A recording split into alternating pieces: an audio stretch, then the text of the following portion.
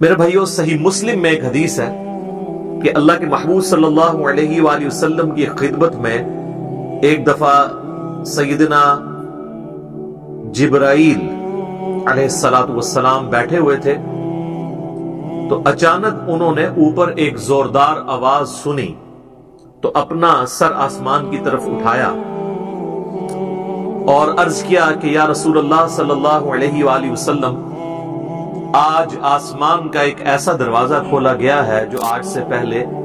کبھی نہیں کھلا، اور اس میں سے ایک فرشتہ نازل ہوا ہے جو آج سے پہلے کبھی بھی دنیا میں نازل نہیں ہوا۔ پھر اس فرشتے نے اللہ کے محبوب صلی اللہ علیہ وآلہ وسلم کی خدمت میں سلام عرض کیا، اور سلام عرض کرنے کے بعد اس نے کہا کہ اے اللہ کے محبوب صلی اللہ علیہ وآلہ وسلم، میں آپ کو اللہ تعالیٰ کی طرف سے 2 نوروں کی بشارت دیتا ہوں جو آپ سے پہلے کسی پیغمبر کو عطا نہیں ہوئے۔ نمبر 1، فاتحۃ الکتاب یعنی سورۃ الفاتحہ، اور نمبر 2، خواتیم سورۃ البقرہ، سورۃ البقرہ کی آخری آیات۔ اب یہاں پہ عربی کا جو ورڈ استعمال ہوا ہے وہ خواتیم ہے، اور عربی میں جمع کم از کم 3 سے شروع ہوتی ہے۔ عربی میں واحد ہے، اس کے بعد تثنیہ ہے اور پھر جمع، جیسا کہ مشرق یہ سنگولر کا صیغہ ہے، اور مشرقین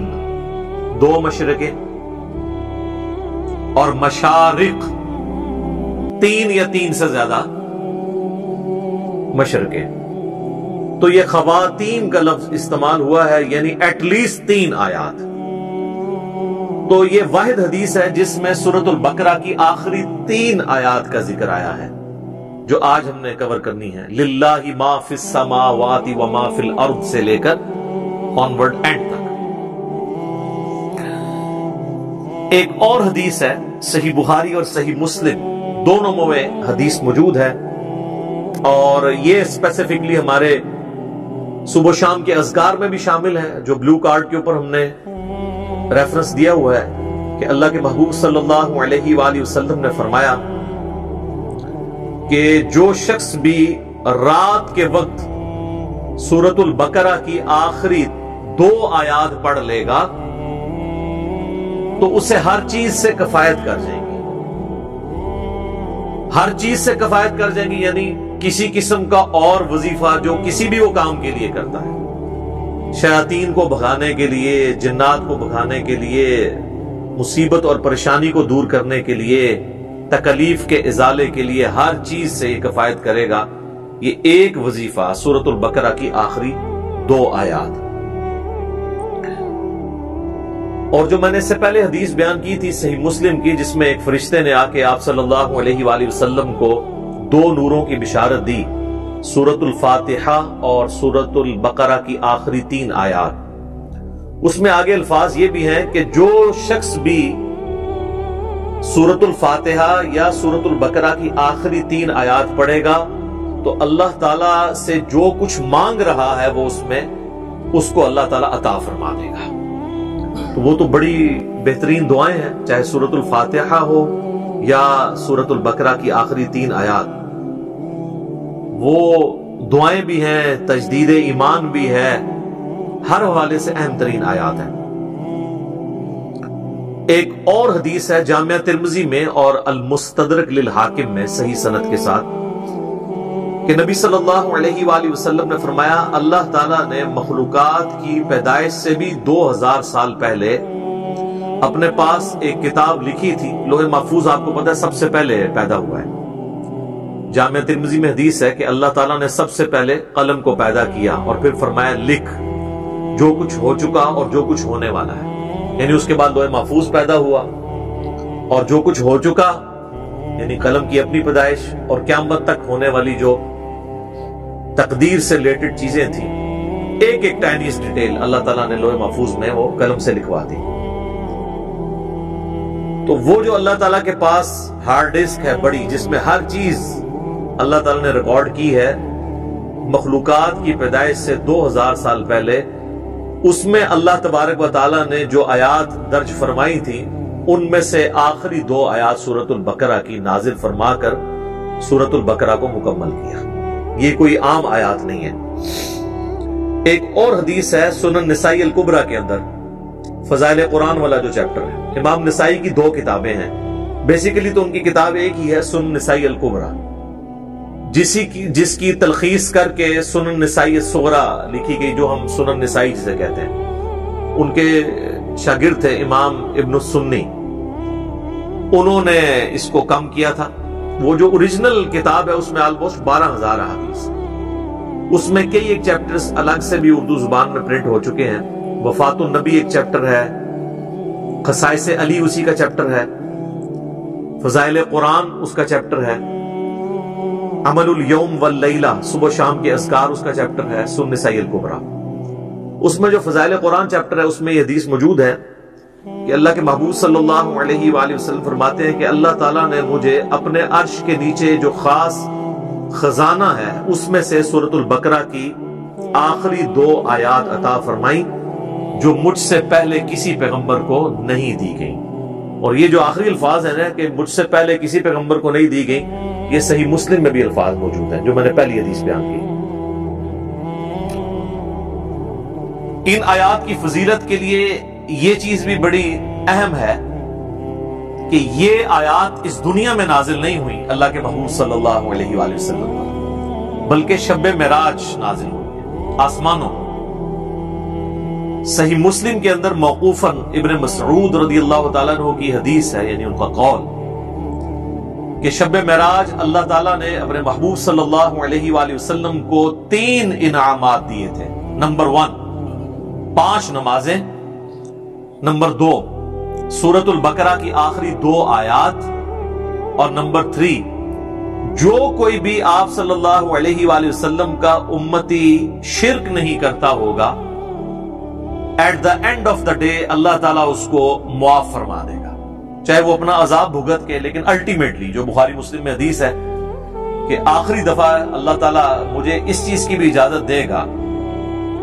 کہ میں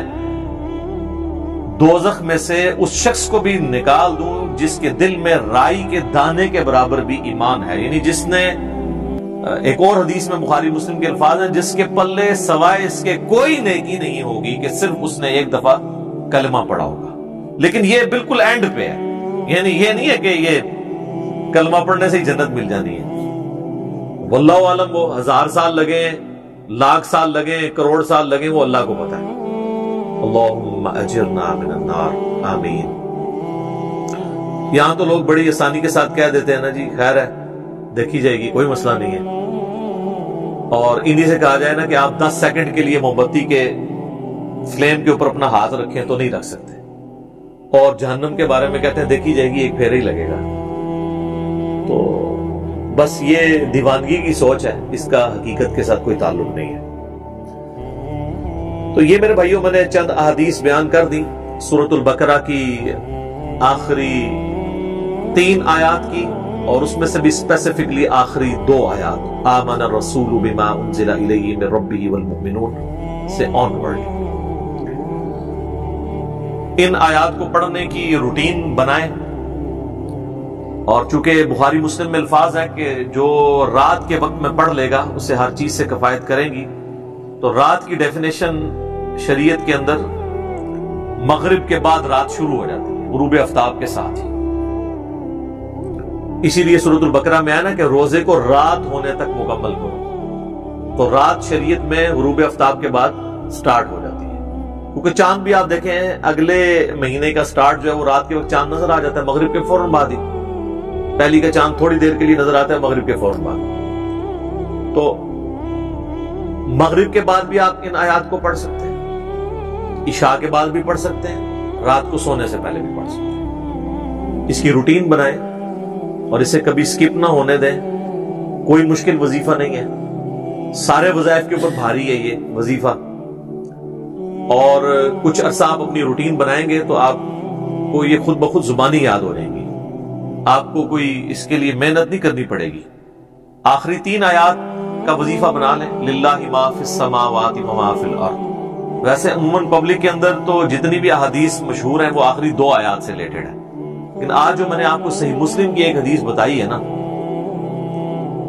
اس میں چونکہ خواتین کا لفظ ہے تو آخری 3 آیات، اس لیے آپ دیکھیں گے قرآن حکیم میں سورۃ البقرہ کا جو آخری رکوع ہے نا وہ انہی 3 آیات پہ مشتمل ہے۔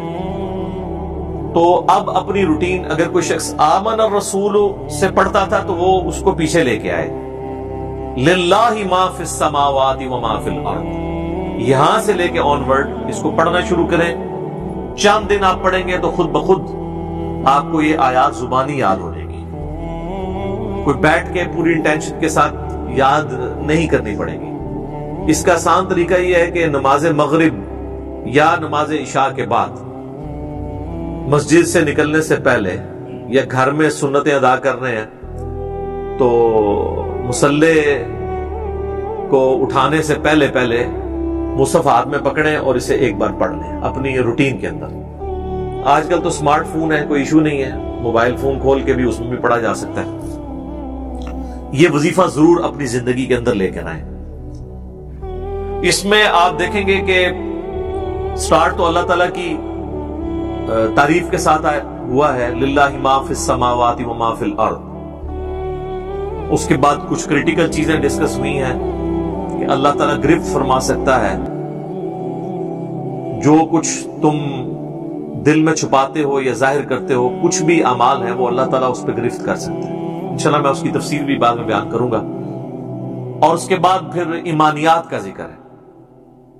جو بیسیکلی 3 مسلمانوں کے عقائد ہیں، عقیدہ توحید، عقیدہ رسالت اور عقیدہ آخرت۔ ان 3 عقائد کی تجدید ہے اس کے اندر۔ عموماً آپ نے دیکھا ہوگا نا، لوگ کہتے ہیں رات کو مرنے سے پہلے جی آپ نے جو ہے نا وہ تجدید ایمان کر، ظاہر موت ہی ہے نا، نیند۔ صحیح بخاری میں حدیث ہے کہ آپ رات کو سوتے ہوئے کیا دعا مانگتے ہیں؟ اللہم بِاسْمِکَ اموت و احیا، اے اللہ میں تیرے نام کے ساتھ مرتا اور جیتا ہوں۔ تو وہ آپ مر رہے ہوتے ہیں۔ سورہ الزمر کے اندر بھی اللہ تعالیٰ نے فرمایا کہ اللہ تعالیٰ جو ہے وہ رات کو تمہارے نفس کو قبض فرما لیتا ہے، اور جس کی زندگی باقی ہوتی ہے اس کی روح واپس بھیج دیتا ہے، اور جس کو اللہ تعالیٰ نے موت دینی ہوتی ہے اس کی اپنے پاس روک لیتا ہے۔ اچھا، پھر صحیح بخاری میں جو سو کر اٹھنے کی دعا ہے وہ کیا ہے؟ الحمدللہ الذی احیانا بعد ما اماتنا۔